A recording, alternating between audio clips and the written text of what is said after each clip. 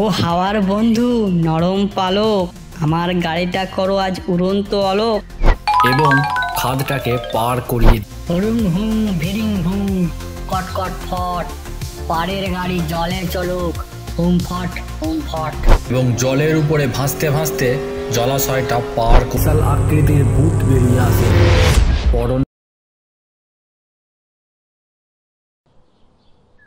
ভূতগঞ্জের ভূতপাড়ায় আজ জমেছে এক আজব সমাবেশ।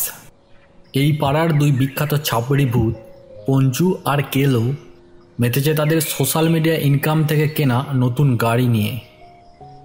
এই গাড়ি আবার যে সে গাড়ি নয়, পঞ্চুর লাল রঙের চকচকে থার আর কেলোর গাড়ি হলো স্করপিও। আজকের দিনটা স্পেশাল, কারণ দুজনে ঠিক করেছে এক মহা রেসের। তারা প্রমাণ করতে চলেছে কে আসল ভূতের রাস্তার রাজা। শোনো হে শোনো জীবনের আসল কথা। জীবন এক জেলখানা, মৃত্যু হলো ফাঁকা। ভূতের জীবন ভালো আছি, মানুষ ছিলাম গাধা। ওই তুই চুপ কর, এই দার্শনিক বাতচিত ছেড়ে আগে বল কার গাড়িটা ঝাকাস। তোর থার তো আমার স্করপিওর সামনে খেলনা, আর যা হবে দেখবি। রেসে ধোঁয়া উড়িয়ে তোর লাল গাড়িকে আমি রাস্তার জঞ্জাল বানিয়ে দেব।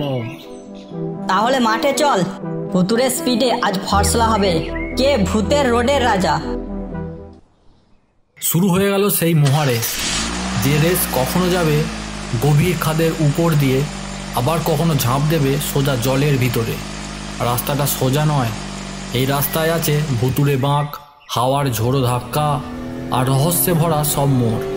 দেখা যাক কে জিতবে এই অদ্ভুত ভুতুরে গাড়ির রেসে।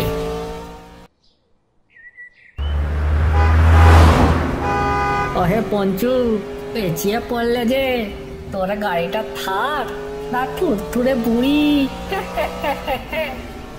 চুপ কর বেটা, দেখবি তোর স্করপিওকে এক ধাক্কায় গাছের ডালে তুলে দেবো।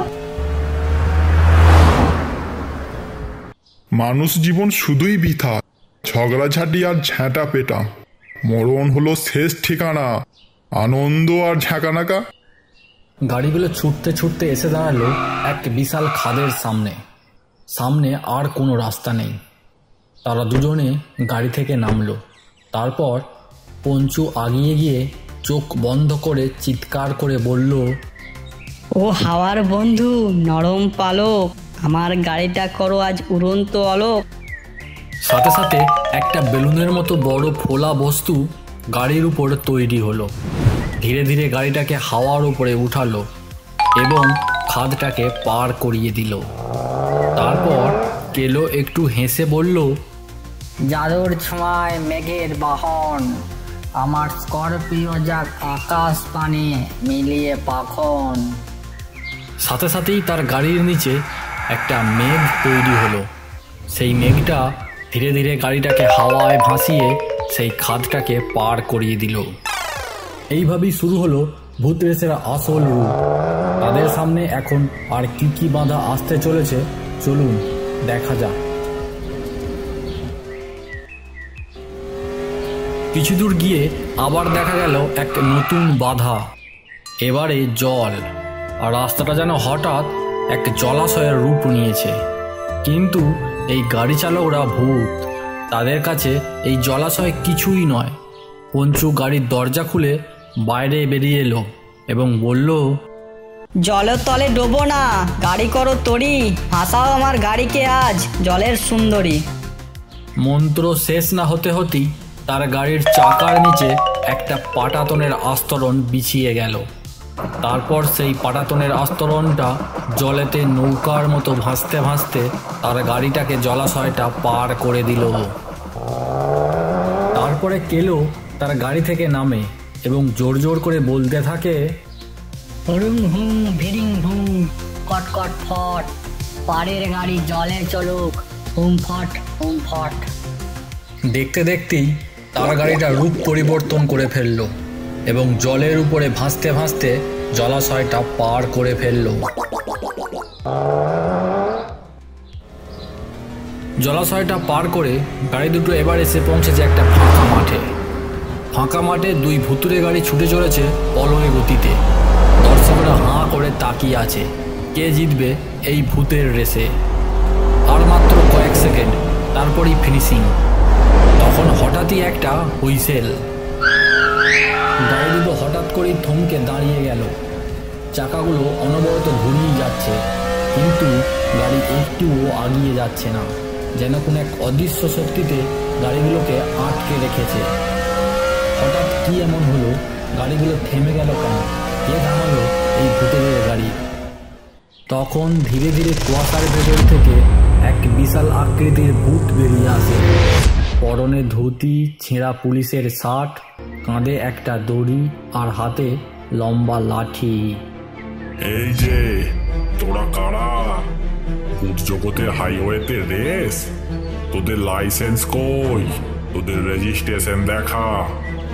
তোরা সমস্ত ভূতের আইন অমান্য করে ভূত জগতের নিয়ম শৃঙ্খলা ভেঙে দিয়েছিস। ভুল হয়ে গেছে ওসি সাহেব, আজ একটু দুষ্টুমি করছিলাম। রেসটা খুব ছোট ছিল, মানে খুব বেশি হাওয়ায় উড়ায়নি, এক ফোঁটা মাত্র। ভূত পাড়ায় হোক বা হাওয়ায়, আইন মানতে হবে। তোরা রেস করে ভূত জগতের শান্তি ভঙ্গ করেছিস, এর জন্য তোদের শাস্তি অবশ্যই পেতে হবে। আজ তোদের এই প্রিয় গাড়িগুলো ভূত সাম্রাজ্যের পুলিশের আন্ডারে গেল। পুলিশের এক ইশারায় গাড়িগুলো ধীরে ধীরে মাটি ছেড়ে ভেসে ওঠে, বাতাসে ঘুরতে ঘুরতে উপরে উঠে যেতে থাকে। পঞ্চু আর কেলো হতভম্ব হয়ে দাঁড়িয়ে আছে। তাদের চোখের সামনে তাদের প্রিয় গাড়িগুলো উড়ে চলে যাচ্ছে। আমার লাল থার, ওরে বাবা, এ তো চলে যাচ্ছে। ও আমার স্করপিও, তোমাকে খুব মিস করব। রেস করো যত খুশি, কিন্তু ভূতের আইনের বাইরে নয় কিছুই। কারণ ভূত হলেও ট্রাফিক রুল ভাঙলে গাড়ি যায় হাওয়ায়।